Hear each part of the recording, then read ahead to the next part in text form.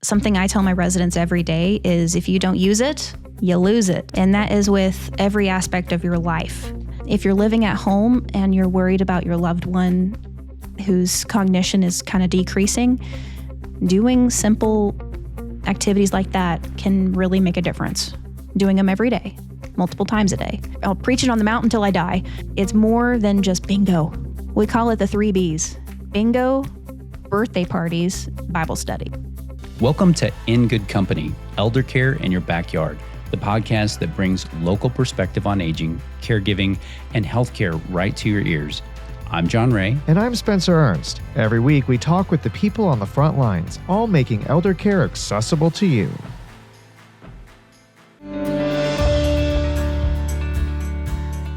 Sara Curry is the Program and Outreach Director at the Bungalows at Springfield East. With nearly a decade of experience in elder care activities, she brings passion, creativity, and compassion to her role.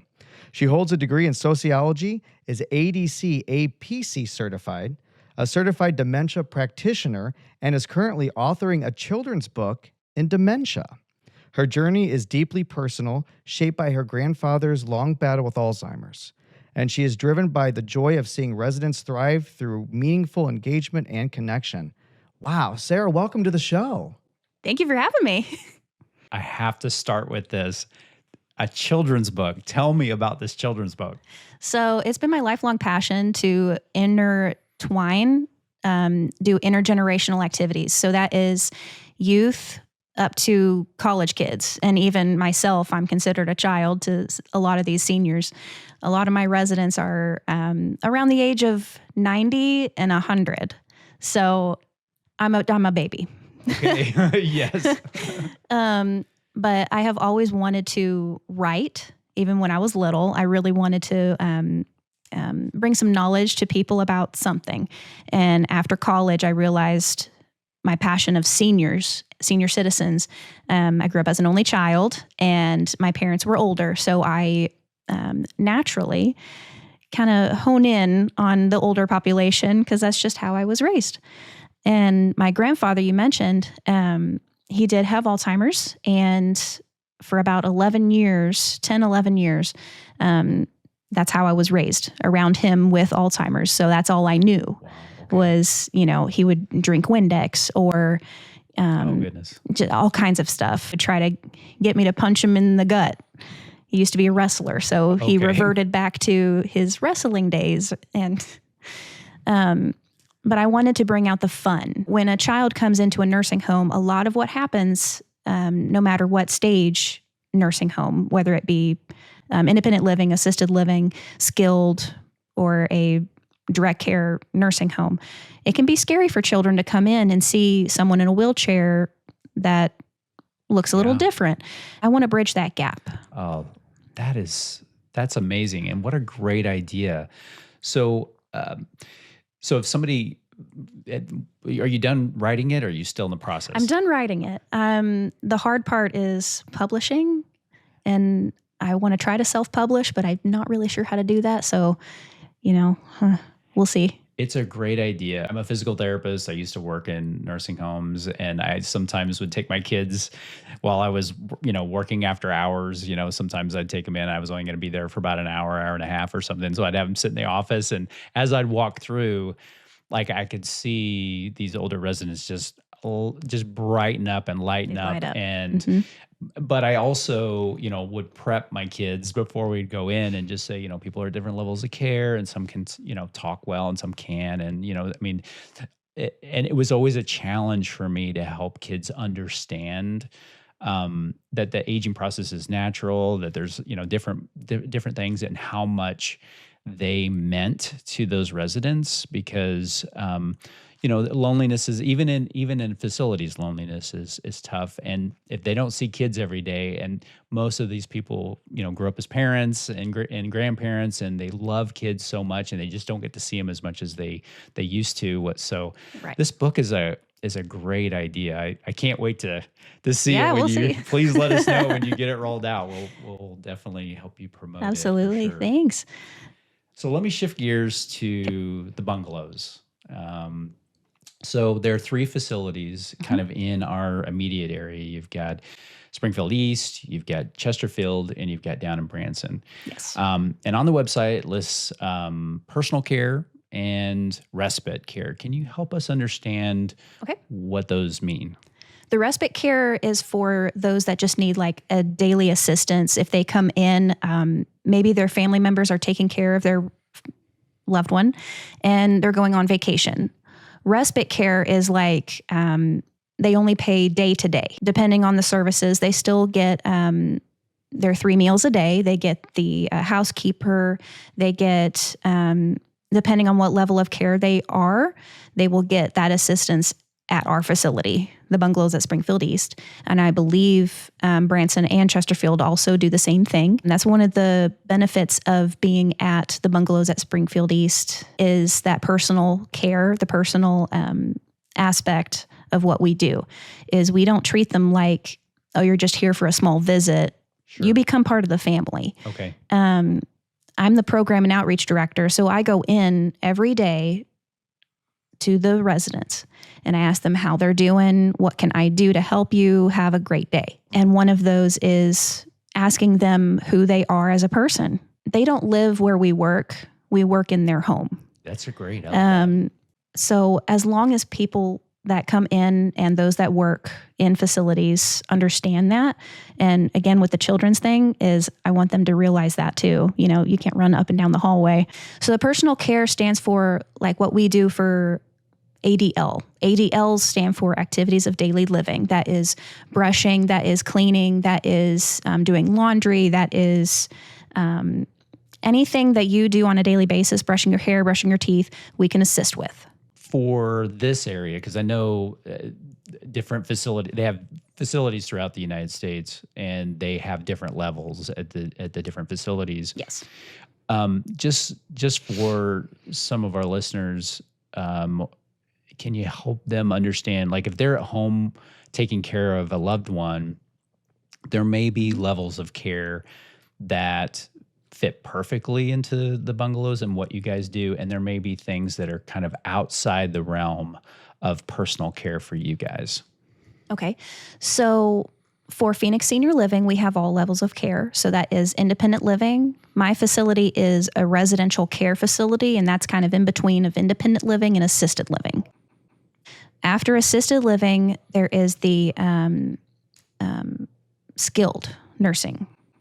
And then there are memory care units that are specifically for those that have the later stages of dementia, whatever stage, whatever diagnosis it is, because dementia is that umbrella term. So it's every form. So somebody could have a level of dementia and come to the Bungalows, but if it's at a certain stage, that would probably more lean towards the memory care side of things. Right. What qualifies someone to be in memory care directly would be someone that is unsafe to themselves, unsafe to others, and could pose, I don't want to say a threat. It would be a risk of a wandering. Mm-hmm. Yeah, a wanderer.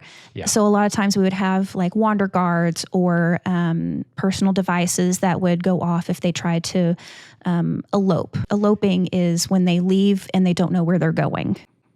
And they do that at the Bungalows, or they don't do that at the Bungalows here in Springfield. Here in Springfield, we do have some level of dementia care. You can have dementia and be in assisted living because there are certain prospects like Haven.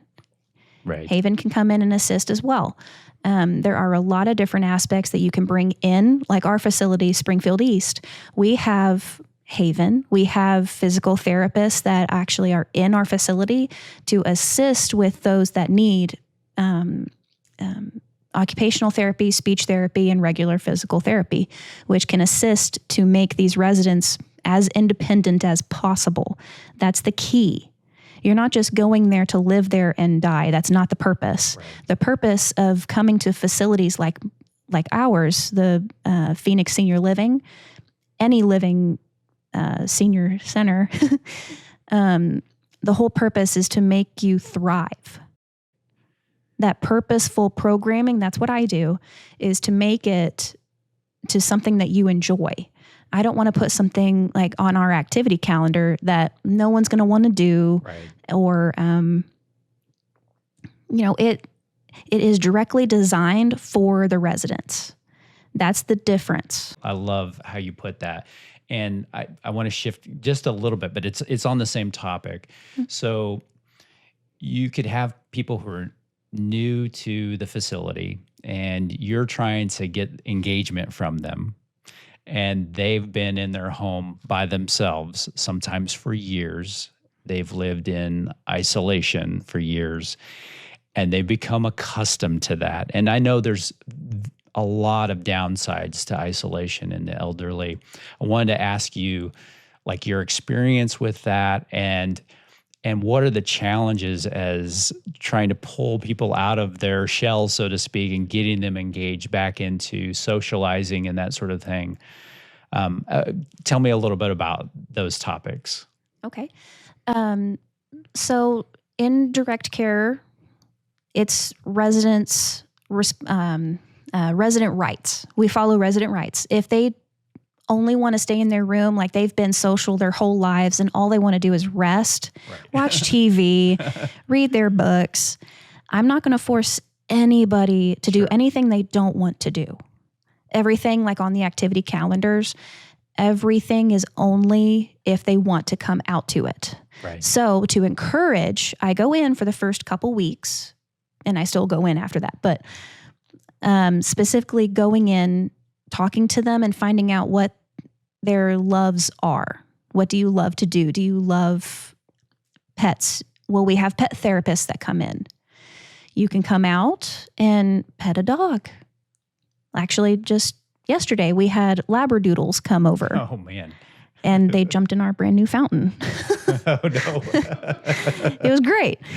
The residents were laughing so hard. It's never a dull moment. Love But getting back to it, for a resident that wants to stay in their room, I would go in and I try to once a day. If I can't once a day, I at least try once or twice a week to go in, check on them, see how they're doing. Is there anything I can bring you? Because I'm in activities. I can bring cards and books, and at our facility, we have a library. So sometimes I can even get them to walk with me. Come on a walk. Let's just get outside, get some fresh air. Yeah. I'll bring you right back to your room. Sometimes something so simple can mean something so great. We have new volunteers that are starting from Evangel University. They're going to start coming in and doing one-on-ones with some of our secluded residents. And in order to do that, I go in and talk to all of my residents and ask them who would like a personal visit from a college student. And my isolators, a lot of them just said, I just want to be left alone. Right. I'm like, that's perfectly fine. Right. That's perfectly fine. You don't have to. This is just an offer. If you want it, we have it. Just let me know. And that's perfectly fine. Have you had an instance where somebody really started out super isolating, not, maybe a little grumpy, and broke out of the shell? And you kind of pulled them back into, and they wound up being kind of really engaged and just kind it of normally flourished. happens. Yeah, it normally happens. That is the benefit of our facility is I have about 6 to 7 activities planned a day. And obviously, like I've said, everything is subject to change based on the needs of the residents. That's on the calendar because of state. A lot of the residents, if I know they will enjoy it, like Bible study. We do Bible study every day. I lead it, and I have a group and a minister that comes in on Mondays to do a church service, and that has huge participation. Hymn singing. If I know someone used to be a singer, I'll make sure to bring them out to that. And after 2 or 3 times, they come on their own and they decide, oh, it's time to go sing. Well, I better go. Even on the days of singing, they won't eat food that will cause their vocal cords to go coarse. It's a thing. They're serious. Of course, there's bingo. You don't mess with bingo. Okay. They take it very God seriously. forbid, don't mess with bingo. But a lot of them, that's what they love to do, I'm not Yeah. going to take that off, because Yeah. if it's a love, I'm not going to mess with that.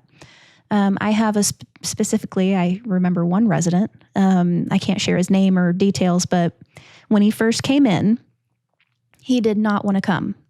He was, kicking and screaming, not literally, but he did not want to be there.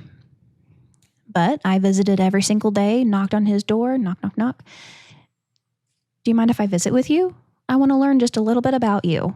I know coming here is not ideal. I know that.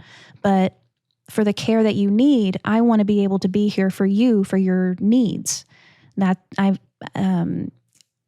He's very religious, and I found that out. So I prayed over him, and we prayed together. And over the next couple weeks, he started coming out on his own, coming out. Now I can't get him to stay in his room.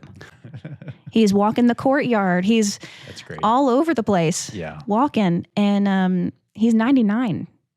He turned 99 Wow. a couple weeks ago. So you're never too old to learn something new. You're never too old to meet new people. It's never too late. It's never too late, ever. I know that there's a lot of stigma around, I'd say nursing homes probably have the negative stigma more than anything, but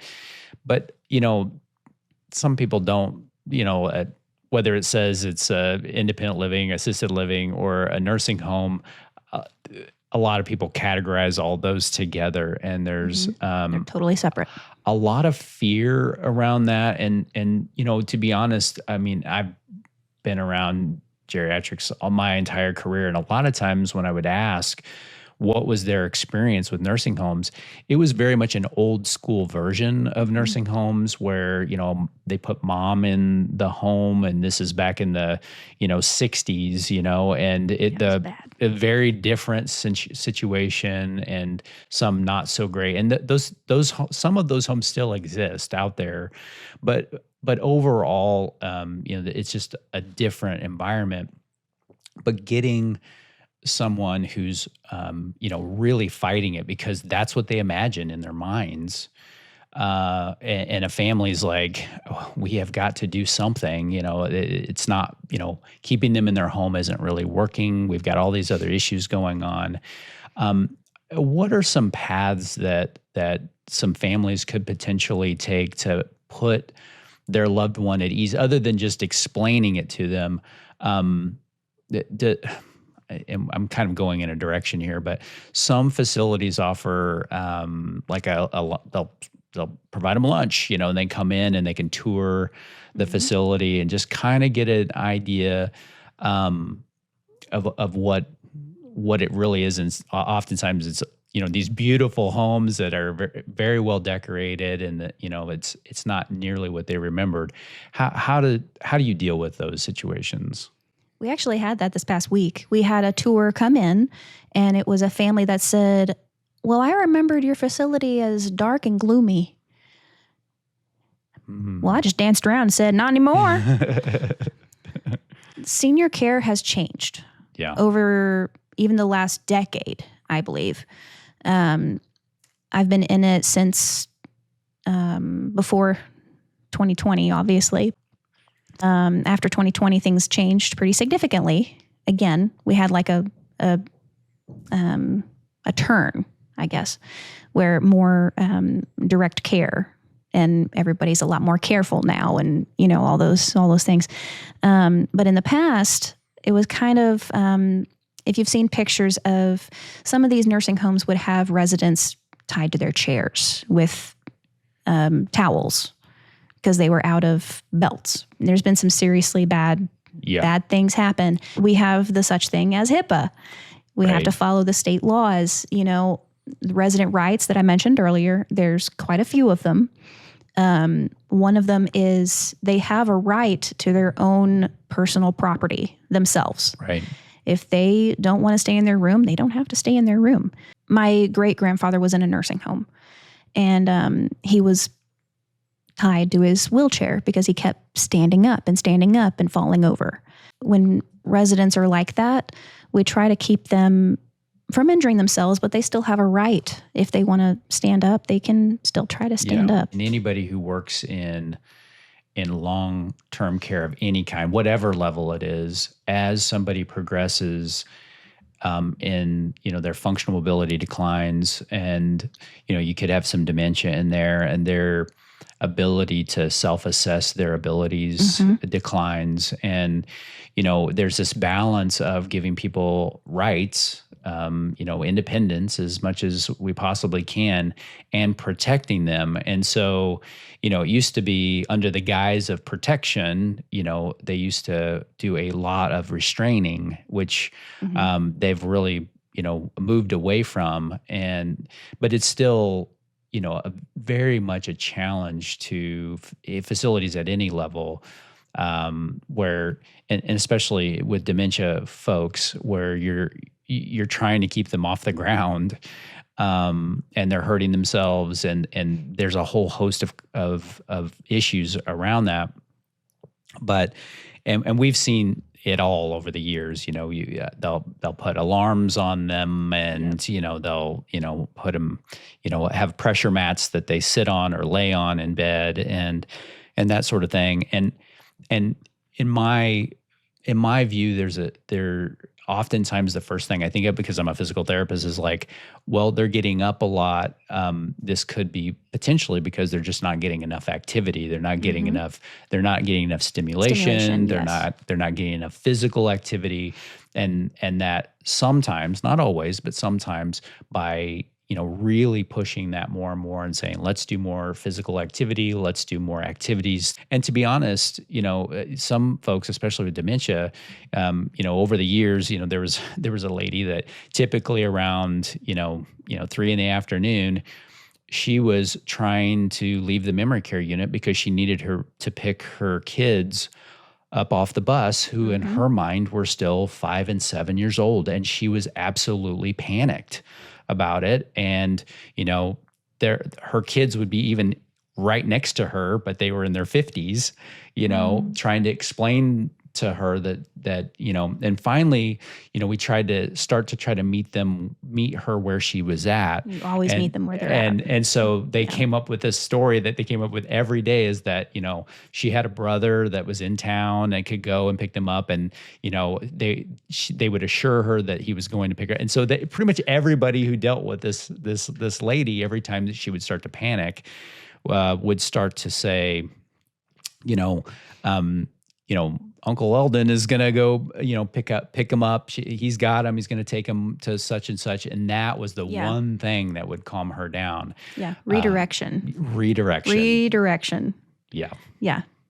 So going back to, the importance of activity when you're talking about with isolation and with providing enough stimulus for someone who might be antsy and not have enough activity. What other things do you feel like are important about activities?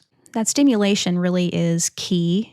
And something I tell my residents every day is, if you don't use it, you lose it. Right. And that is with every aspect of your life. So I do something called the Daily Chronicle. It's something for activity directors that you can use every day. And it's like a large print newspaper. A lot of them enjoy reading it while they drink their coffee. Something easy to read, or even doing small math problems, doing mind mixers, doing crosswords, word searches. If you're living at home and you're worried about your loved one whose cognition is kind of decreasing, doing simple activities like that can really make a difference. Doing them every day, multiple times a day. Activities is more than just playing games. I try to I'll preach it on the mountain till I die. It's more than just bingo. We call it the 3 Bs.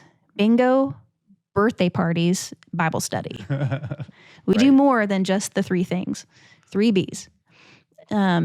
It is, at least in our facility in Phoenix Senior Living, we have the realms of wellness. Some of you might have heard of this, but it's like the emotional, spiritual, social, occupational. One-to-ones are technically considered part of the realm of wellness. The realm of wellness is all about the personal care. Okay. It's all about you. What you do on a daily basis is what we want to try to bring to our residents.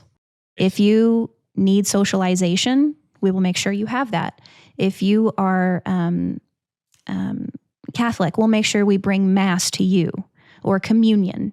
Things that matter to you matter to us. If there are staff there that it's a 9 to 5, you just show up and leave, they don't belong in senior care. That's my personal belief. I think everyone shares that. I really do. It does take a special person to connect with these special people that honestly are just like us. I think a lot of people think that older folks are somehow different than us, and age and functional mobility and maybe memory and that sort of thing are different. But ultimately, we are all going to be there someday. And the more we learn, and I learned this early on in my career, that so many of them have just the most amazing stories and wisdom and humor. I mean, some of them are so funny, and you can really enjoy them as long as you learn to enjoy them where they're at. That's the key, is where they're at, not where they used to be. Yeah. And a lot of that, my very first job was working in a memory care unit, because I related so much to them with my grandfather. And I learned, hey, I think I could do activities for a living. I didn't know this existed. Yeah. And it's the best. I can't do anything else. But in the memory care units, a lot of them couldn't remember their past anymore. So I would find out information from the family member. They had birds as a child. So we would play bird sounds, and you could just see their face lifting and smiling. Cool. And we had a resident that lived in Alaska, and she trained reindeer. Oh, okay. Let me say that again. She trained reindeer. No kidding. She had pictures and videos. That's crazy. I wish I could bring a reindeer here so she could, pet a reindeer, but unfortunately, I'm limited. Yeah. That's if amazing. I could, I would. But the different stories that you hear from these residents are just mind-boggling. In 2020, when the world was shut down, I was in Charlotte, North Carolina, in my facility, working 12-hour shifts, almost no breaks. Everyone had to deal with this. But in senior care, it was so much worse. We ended up losing the entire memory care unit to COVID. Wow. And it was an eye-opener, caring for these people that can't care for themselves anymore. That's the reason why we do what we do. I think a lot of people who work with the elderly, they have their reason why it pulled them towards it, what attracted it to them. And you had mentioned your grandfather early in his walk through Alzheimer's, and that's what kind of brought you to, writing the book, the children's book about, how to teach kids about working with dementia and that sort of thing. Did you always know you were going to work in elderly care or elder care, or did you all of a sudden something came up and you're like, oh, I'll do that, and then you fell in love with it by accident? Like I mentioned, the very first job I had was working part-time at a memory care unit in Charlotte, North Carolina. And after I was in there and I saw what I could do, I could play with them all day. Yeah. And I get paid for it. Yeah. I was only part-time. I didn't know the strain of everything until later. Really grew to love all of the residents, grew to love the family members, because you're not just caring for the residents, you're caring for the family. Right. It's a package deal. You get all in one. We try to help the families as much as we possibly can. Of course, every family has the family dynamic, and we really can't get involved in a lot of that. But like when I started in this memory care unit, it was just so different than what I had ever seen. I had never been in a memory care unit. And I kept thinking, well, if my grandfather was in here, I would hope that he would be loved. So I just keep thinking of that. Yeah. And I am Christian. So I kept thinking, what is God's promise for me? Where am I being led? Right. Because I want to start it as a ministry. Where I work, I want to make a change in people's lives. I've always felt that. Right. I tried becoming a teacher. That did not work. So instead, I went to the older generation. Right on. And loved it even more.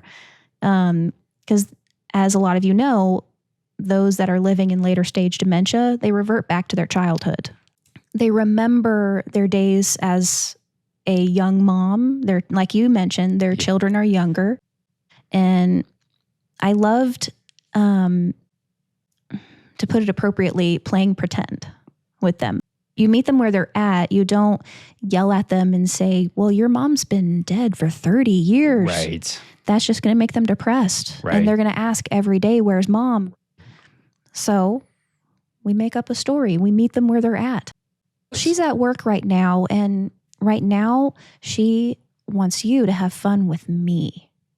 So what would you like to do? Yes. We can go do this or this. Giving them choices really helps them make that choice because they can't come up with it anymore. A lot of them can't. So you just say, would you like to go watch Andy Griffith? Or, I have something even better. Let's go get ice cream. Yeah. Ice cream always works. And I fell in love with that. Yeah. And I have now been in every field. So from independent living all the way to the memory care.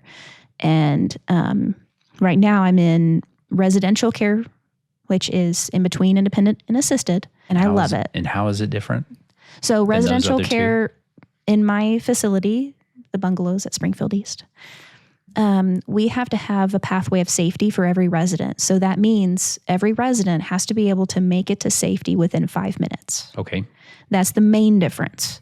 They're still as independent as possible. And obviously, if a real emergency came up, right, we're getting everybody out. I don't care if it's going to take you 10 minutes. We're getting you out. I'm wheeling you. Yes. I will carry you on my back. But that's just the regulation we have right now. Sure. And what about medications? Medication management is included. Okay. So it's based on that tier. So when a resident is first interested, when a family member calls us, we do that full tour, the whole facility. We explain everything that we have. They can do their own laundry or we can do it. They can give their own medications or we can do it. We offer lunch or dinner depending on when they come to tour. We try to give them like a cookie, a custom cookie. I give them a schedule and I ask what makes you you. Okay. Just a short snippet. Yeah. And then I try to highlight what I think they would enjoy. And, they see, oh, wow, we're going.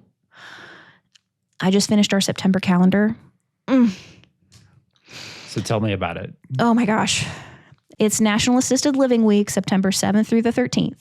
We are doing Cruise Week. So we are traveling to different countries every day.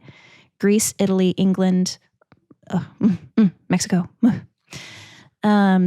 Specialty foods every day. I've got MSU students from the international community coming. We've got Japanese friends coming. Yeah. I'm going to Zoom call a friend that's in England right now. We've got... for Greece Day, we have some Greek associations coming for a Greek party. Oh, nice. So much toga fun. back. Anyway, that's my favorite thing about doing activities is planning all the activity calendars and planning the big events for the families. And I like to do the fun.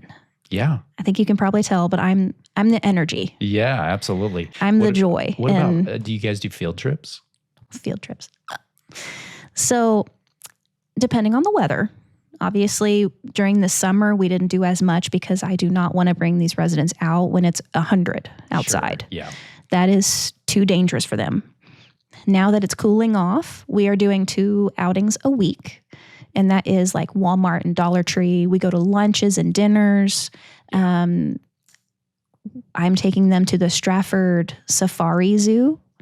Nice. And I've done it before. I take them in the bus and I drive around and don't tell anybody this.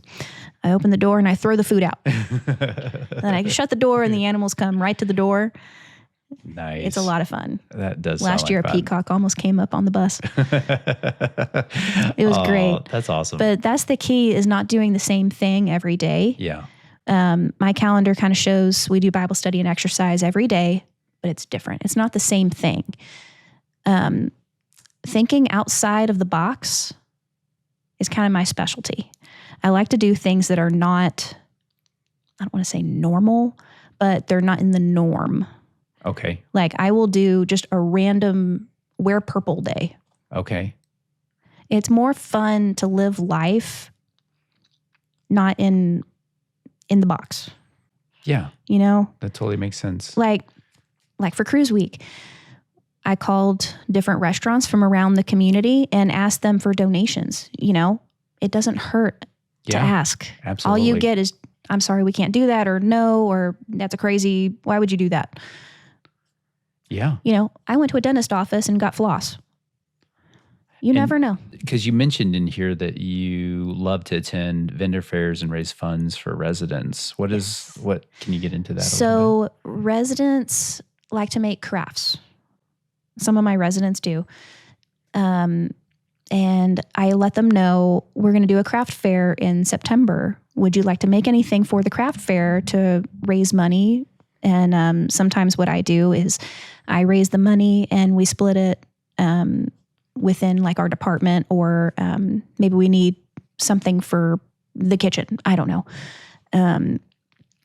We raised funds for our new fountain, which was finished. Our wonderful facilities director finished it. You mean dog bath? Yeah, the dog bath. I can't. It still blows my mind. So some of the funds I actually saved to get the residents a good Christmas gift.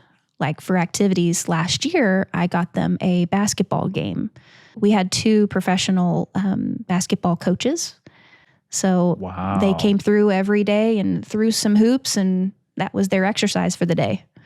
Cool. The benefits of just something so simple. And in our facility right now, we actually have a game room. We have a foosball table, air hockey, and our basketball game.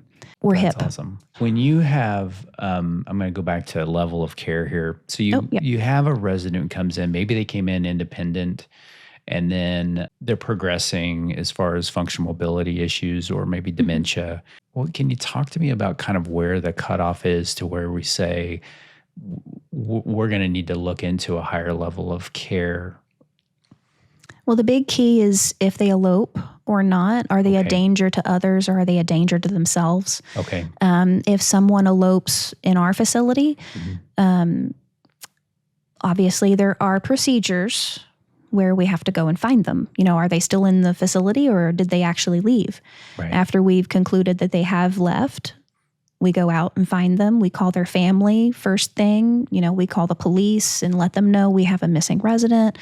You know, there are certain things we have to do. Sure. When they come back in, we ask how they're doing, how they're feeling. We take their vitals. You know, was there a stroke? Was there something that just happened that made them confused?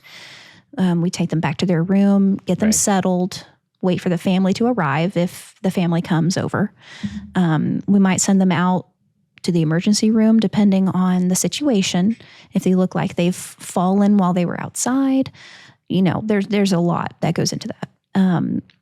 But after we've concluded that they are no longer safe for themselves to be here, we will unfortunately ask the families, they are needing a higher level of care due to this progressive dementia.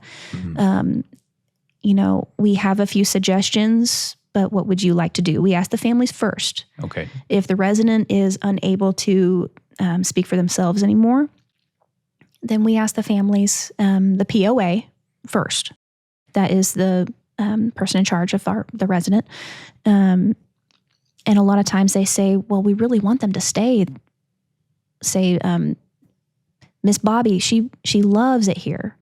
We don't want to move her. Like, well, I completely understand that. And we will invite people to come stay overnight. There are services that you can talk to. There's different communities that have that aspect. Yeah. Yeah, I think there are actually a lot of the home care agencies in the area. Yeah. I know we do. And I think a lot of home care agencies offer overnights. Yeah, and it's Yeah. for that protection. Right. You know, if they wake up still in their dream and they're thinking, it's school. I got to go to school. Right. So they find the exit and they leave and they make it outside. Say it's raining. They won't even be aware if it's raining.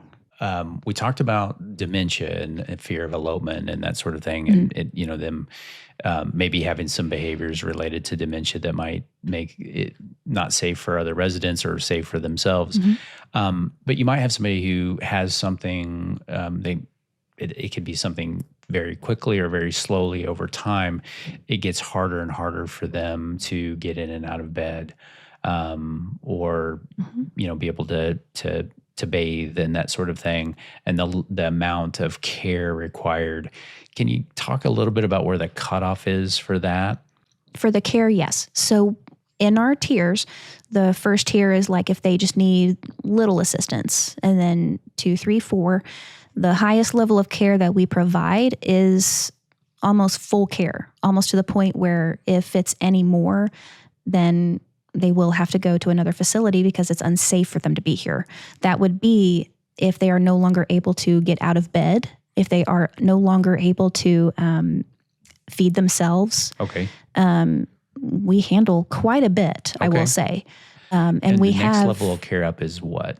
So after us, technically assisted living, it would be skilled. Okay. Skilled nursing. Yeah, skilled nursing facility. Or it would be another facility that had that higher level of care, like a true assisted living, since we are considered not a true assisted living. We try to offer age in place, is what we call it. So we try to keep them where they are happy as much as possible. And a lot of times it's not possible because of that higher level of care. Sure. Is going to require a lot more assistance. And unfortunately, it's not cheap. And that's for everything. Excuse me. You mean paying privately for someone For paying to come privately, in? yes. Yeah, for an agency. Okay. Let me ask about hospice. So you may have a resident who has a terminal illness, and they're within their 6-month window potentially. How does your facility handle hospice? It's the resident's choice if they are still able to make that choice for themselves, if they want to be on it or not. Obviously, they have to qualify. We all know that Q word. Yeah. If they do qualify, then we welcome it 100% because that's not, it doesn't mean that they're permanently on it. Right. Because you can always get off of it if you get better. Right. And you can get back on it if things start to happen again. But the whole purpose of hospice is to help them, the resident, the senior that needs that hospice, to help them enjoy their last months. Right. Because it's not a long term, it's for a short term. Yeah. And so, and I'm going to dig into this just a little bit more, just so it's super clear. If somebody goes on to hospice, it's expected that they're going to go through a decline. Yes. So we had talked about a functional decline earlier, whereas if they hit a certain point, they need a higher level of care. If they're on hospice, I guess what I'm getting to is that the same in the sense that once they need a lot more assistance, if they're on hospice, they may need to transition to a skilled nursing facility and remain on hospice because they need extra care? Yes. Okay. Yes. It obviously depends on the situation. You said it depends, and I completely agree. I think we have people who go onto hospice in their homes all the time, and they stay in their home on hospice up until the very end, and that hospice can help. With a lot of things to help facilitate that and keep them in their home as long as absolutely possible. We have people on hospice that we do respite. We'll send them to a facility that does respite and, give the caregiver a break and that sort of thing. But, what you mention is that oftentimes there isn't a hard and fast rule in some of these facilities, that there is a wide range of issues, and it really just depends on how well that facility is handling those issues. Depends on if if they're handling it well, then oftentimes they don't have to leave. But if things are progressing too quickly, or it's getting much, much worse, and it's to a point where that comfort level with that facility, then they might ask the family. It's like, well, we need to figure out what we're going to do at these next stages if it does progress. But we have been in independent living and in assisted living levels of care all the way up to death in hospice. And I'm asking a very complicated question because there is no simple answer oftentimes, but just helping our listeners understand that oftentimes these facilities, struggle with those same decisions, because we're talking about people, and you can set guidelines in place that help try to make it clear. But in our experiences is that these facilities are full of humans that love elderly. They want to try to keep them as best they can. They obviously have to keep all the residents safe and that individual safe as much as possible. If there are residents that we think could qualify, we let them know as soon as possible, because we want them to have that care. Right. We don't want them to continue to suffer. It's not something that we want, obviously. Right. When it gets to that point when they are no longer able to get that 5-minute window of safety, if there's no one there to help them, that's when we have to decide, okay, if they don't have someone in there to help them, like overnight or during the day even, then we really need to start thinking about the safety of that resident, because we don't want them to become injured. We would try to prevent that as much as possible. Absolutely. Our call, anybody who's in elder care, our number one thing is safety, and just making sure that everyone involved is safe, regardless of, the circumstances of that individual. And we sometimes have to make hard decisions related to that. I can tell you're super passionate about what you do. I'm really glad you're in the role that you are. You're definitely in the right place for sure. Are there any final thoughts that you would have to talk to families that are out there currently have they either living with their loved one, or they're trying to take care of somebody who's living on their own independently right now, and they're kind of wondering what next steps are just trying to figure out how to make decisions around taking care of their loved one?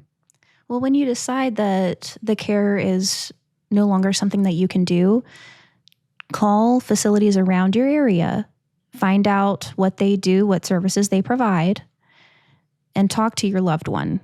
I think that is key in elder care, is finding out what your senior needs, what their level needs. If they are becoming too much for you, there is such thing as caregiver burnout. Right. And we, at our facility, care for the caregiver as much as the residents. And that doesn't mean that you can't visit them anymore. Quite Right. the opposite. We encourage families to come visit, for kids to come visit especially. And we especially love it when babies come and visit. Yeah, I bet. Whenever there is someone in need of help, we are there. That's why we're here. We're here to help you. So if you have someone in your life that needs that special care, like I said, call any of the local facilities, because more often than not, if they don't qualify, that facility will help them find somewhere where they can stay, because we're only human. Absolutely. We have to care for each other, or else, Yeah, we have to. that's why we're here. So if you call our facility and unfortunately they don't qualify for us, we will actually try our best to help you get into another facility. We don't get anything from that, other than just we help them find a place where they can stay. Absolutely. And, one thought that popped in my head while you were mentioning that, if you have somebody who's at home and they're maybe having a hard time, with burnout, doing that respite and giving that resident an opportunity to kind of try it out for a short period of time, Yes, and and see, they can. That's what respite, and yes. find out it's not the big, dark, gloomy place that they have in their memory of where their mother went, back, years ago, and that sort of thing. So, Yeah, and it is not the same. Believe you me. it I've definitely isn't. done the studies. It's completely different. 180. I mean, we had a snowball fight. I mean, in the middle of July. So we did Christmas in July. What is that about? How is that possible? So Christmas in July, it's halfway point between Christmas and summer. It's the halfway point. So we celebrated Christmas all day. I had a tree with tropical stuff in it. We did a prize contest with presents. You know, That's cool. We played music and they had to open up a present with mittens. Okay. Like I said, out of the box. The snowball fight. Where does that come And in? snowball fight. So you can actually get these foam squishy balls. I don't know what they're called, but they actually look like snowballs. Okay. And they're soft and they're really fun to play with. And, you know, they can throw them at the staff. Oh, nice. So we had a little contest. During November, or December, we're going to have a deer hunt. This is going to be our third year doing it. And we set up all the Christmas trees before Christmas actually starts. The staff dress up as deer. The residents get to have dart guns, Nerf guns. Awesome. It's so much fun. That does sound like fun. It is so much fun. Well, Sarah, thank you again so much for sharing with us. It's obvious, again, your passion just shines through, and, you know, good luck finishing the book. Thanks. We're really excited to hear about that. Be sure and let us know once you're ready to move forward with that. We'd love to see that and promote it for you. So thanks again. Thank you. Thank you for inviting me.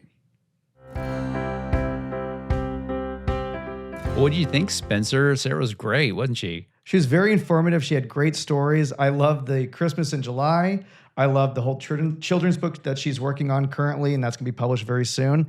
But what's very interesting is with dementia patients, especially, meeting them where they are, and even if that includes giving a white lie. Yeah, this has always been a challenge because families like, I don't want to lie to my loved one. You don't necessarily have to look at it like a lie, like you're trying to hurt that patient. You're actually, or that loved one, you're actually trying to not hurt them. And so there's circumstances in which, you know, they believe their spouse is at home waiting on them, or, you know, out and about, and they're wondering where they're at. And they truly believe they're still alive. Breaking that news to them on a daily basis is probably not the right thing to do. So meeting them where they're at, if they're 20 years old and have kids at home, and that's where they're at right now from a dementia standpoint, it's probably best to just let them be there and go along with, you know, where they're at, because again, we're talking about trying to do the least amount of damage, emotional damage to some of these folks, so that they can not be stressed and scared and all of these things. And so giving them a little bit of comfort by just letting them be where they're at, and, you know, like I mentioned during, our talk, you know, that lady who was really stressed about her kids getting off the bus by themselves. There was no convincing her that those kids weren't 5 and 7 and getting off the bus. So it was pointless to have that argument. It was really just, what can we say to this mother that would set her at ease, so that she didn't have a negative emotional response to it.